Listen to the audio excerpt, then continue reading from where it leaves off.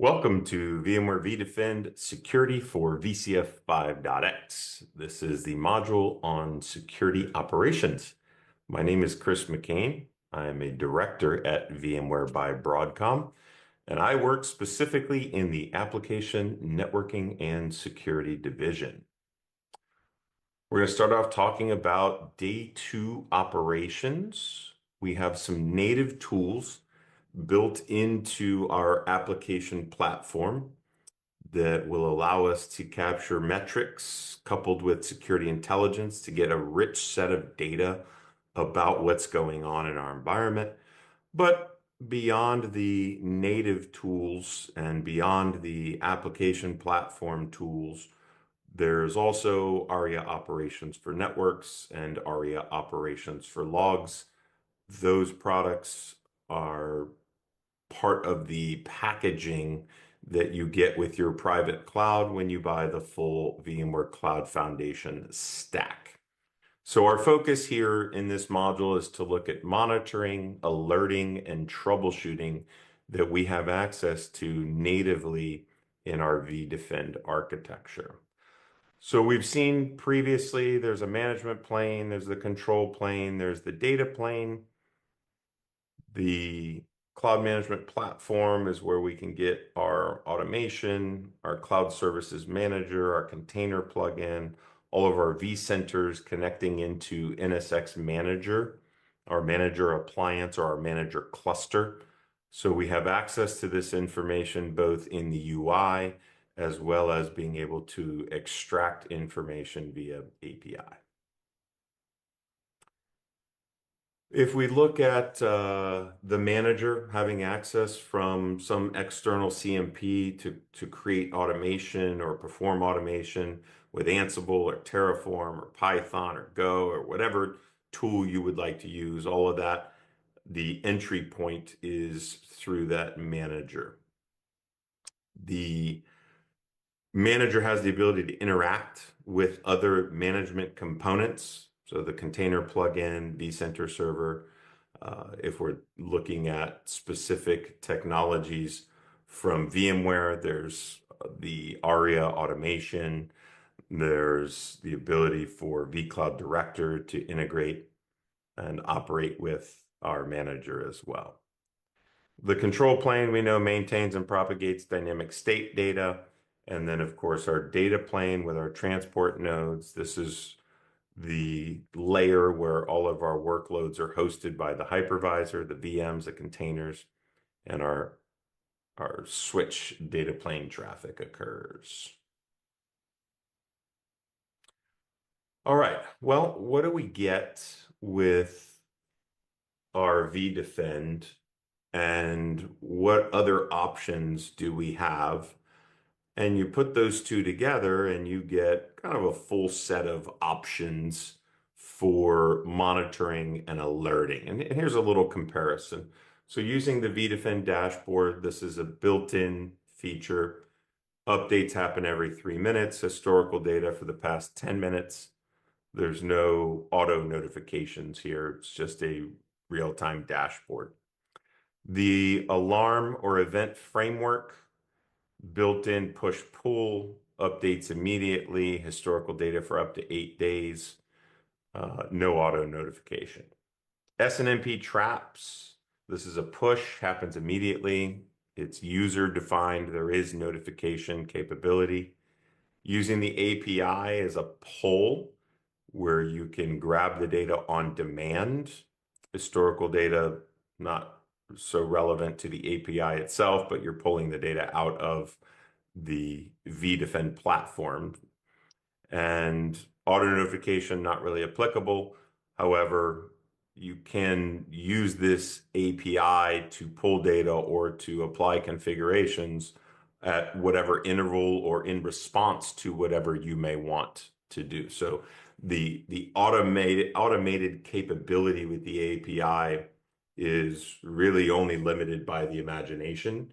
So if you wanted to be able to integrate the vDefend platform with third-party tools and leverage the API to be able to pull data or configure something, upon a response to something else. Totally doable. And then we've got ARIA operations for logs. This is a push, updates immediately. The historical data is user defined. There are notification capabilities. And then the same thing, ARIA operations for networks. If you're familiar with the old vRealize Network Insight, this is the same thing. So ARIA operations for network is a pull model, updates every 5 minutes. The historical data is user defined, and there are notification capabilities. All right, let's look at the native alerting framework that we have for vDefend. We have our manager. We have the manager being able to notify Watcher. We have the API being able to configure in the manager. We have syslog, we have SNMP. And then if we look at the underlying architecture, our manager, our bare metal, our ESX, our edge, any services we may have, we have the ability to collect events. We have the ability to grab logs to send a syslog. We have the ability to create traps that we can send to an SNMP trap receiver. Here's a look at the alarm definitions from within the manager user interface. So we are on the alarms tab, alarm definitions. There's one highlighted here that's for editing. It's the certificate expiration. So you can see that there's the feature, the event type, what severity, whether it's enabled or not, if an alarm is created, if an SNMP trap created. So it's pretty straightforward. There's a lot of configuration options that you have here to be able to choose from. So you choose the ones that are most relevant to your organization that you would like to see the information. Dig a little bit deeper into a specific alarm definition so we can see the feature, the event type, a little description there. This one happens to be about a license that's going to expire.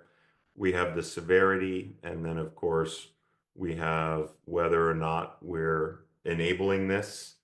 If we're creating an alarm, so you can see the green there, that means it has been enabled. So we will be notifying of this alarm or this event through the manager, and then the SNMP trap as well. And so in this case, this particular alarm is enabled. We have the create alarm is enabled, and we have the SNMP trap also enabled with a threshold there of 60 and a sensitivity of 100%. So each individual alarm definition can be configured to support how you would like to collect and notify on this information. From the alarms dashboard, so this is a look at the alarms dashboard here. So instead of being in the alarms alarm definitions, this is just the alarms homepage. This is what we're seeing when we enable the create alarms. So the event is brought into the NSX manager. In this case here, we're looking at one for Edge Health. Just diving a little deeper into it, you can see the description there that the CPU utilization on the Edge node has reached 20%, which is above the threshold. So the threshold here has been user defined, and now this alert has been fired off, or this alarm has been fired off. So we can see active alarms, top features with most alarms, top events by occurrence. So very good way to just get a general overview of anything that's going on in your environment that has been predefined to be notified through the alarms dashboard. Okay, let's pivot and look at vDefend native monitoring, the time series feature. This time series monitoring is capable with the SSP, the Security Services Platform, looking at Edge and L3 time series view, where we have the ability to see CPU, memory, disk, network activity. And all of this data we collect and store for up to a year, providing the benefit of being able to see historical performance data. In the screenshot, we're looking at the interface statistics for ETH0. You can see behind there, we see the MTU, the interface details, the status of it, and then in the foreground, information about bytes and packets, drop packets, errors, some network utilization trends, being able to understand what's been received, what's been transmitted. In this case here, we're looking at over the course of the last 1 hour. And then on the right-hand side with the red line, we're seeing percent of drops, again, over the last hour. So nice built-in tool that gives us the ability to see how we are performing, in this case here at the Ethernet level, right? ETH0, that specific interface, over a period of time. All right, now we'll look at vDefend native data plane operations and troubleshooting with tools like TraceFlow, traffic analysis, and port mirroring. Live traffic analysis with vDefend provides the ability to do live traffic trace, a packet capture, a packet count, providing the benefit of getting a unified approach for diagnosis of issues. TraceFlow works for both IPv4 and IPv6. You can see in the screenshot there the selection, the traffic type, the protocol, and then the selection of the source and destination. So we're going to create this traffic flow from a particular system to a particular system and be able to trace those packets as they flow between those two systems. The observations and components, so this is what our TraceFlow result comes back with. We can see at the top, the configuration there of IPv4 unicast using ICMP. We see a source into a particular destination. So from 10.44.0.211 to 10.29.12.193. And then the observations showing you each physical hop along the way, what the observation type was, whether it was forwarded or received, the transport node, so what was it that was passing this traffic, right? We can see there in physical hop count 0 that it's the ESXi host. So all of 0 is as the traffic is moving through the ESXi host, and that can be from the NIC into the distributed firewall. And then finally, we get to a point where we egress the hosts and we get to the physical. We see here in this case the edge tunnel, and then we move out through the rest of the transit until we get to the destination. So TraceFlow is a great way to understand all of the hops that packets are taking as we move from a particular source to a particular destination. Now, of course, in most cases, you would be using this from a troubleshooting perspective. So you'd be looking for where these packets are stopping, where do they end, so that I can begin to troubleshoot. And you can almost see this in your mind if I'm using TraceFlow and you look at physical hop 0, a few lines down, 1, 2, 3, 4 lines down where we hit the distributed firewall and we have a specific rule ID. Just imagine if at that point there's no more traffic. We would then be able to identify quickly that, oh, this is where there's an issue. There's a particular firewall rule that is not permitting this traffic to continue.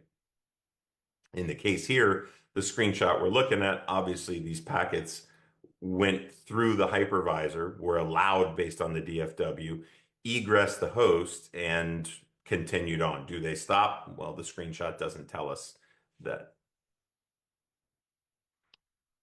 Live traffic analysis. So creating a new session for live traffic analysis, you create a session name, trace and packet capture type, or sampling type, the trace sampling value, the packet capture sampling value, enable the trace, enable the packet count, enable the packet capture.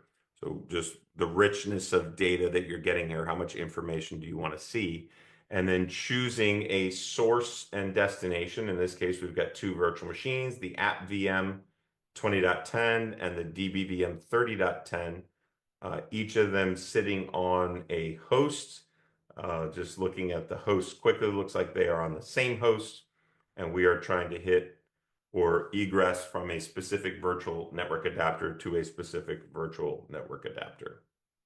And when we run that, we end up getting back this nice little map, again showing us all the physical hops, the observation type, the transport node, the component.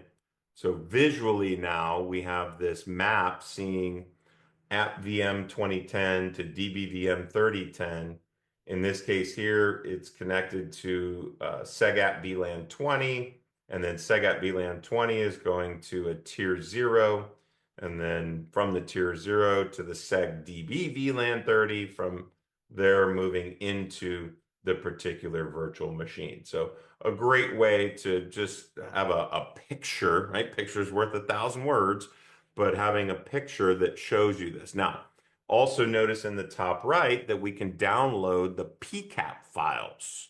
So the packet capture files. We can download these PCAP files. Now, what do I do when I download the PCAP files? Why do I want the PCAP files? Well, maybe you want to take those PCAP files and take them into a tool like Wireshark and do some inspection through a Wireshark type utility where you can start to look at the details of those packets as they're moving from source and destination. So this is one of those situations where VMware themselves, we are not building direct integration into these third-party tools.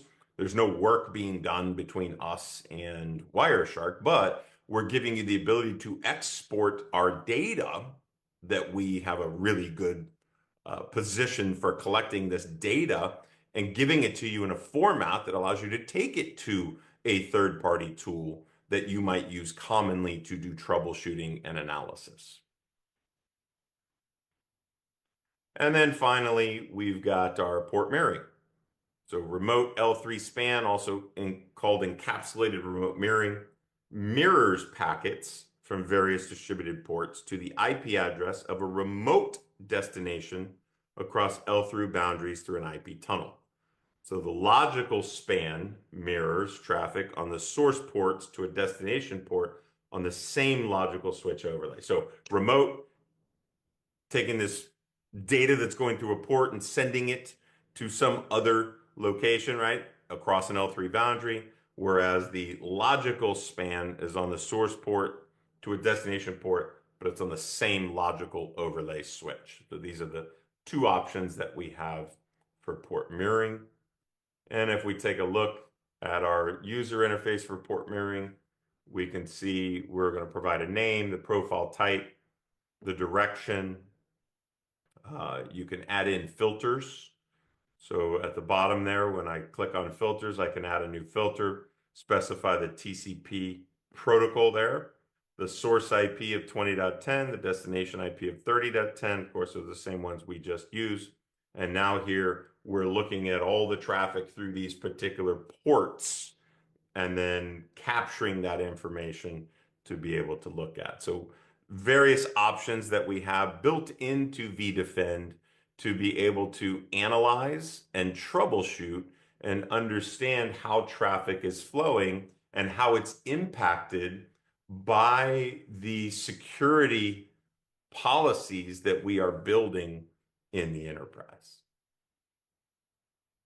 Okay, thank you. This has been our module on operations. We appreciate you joining. We'll see you in the next one.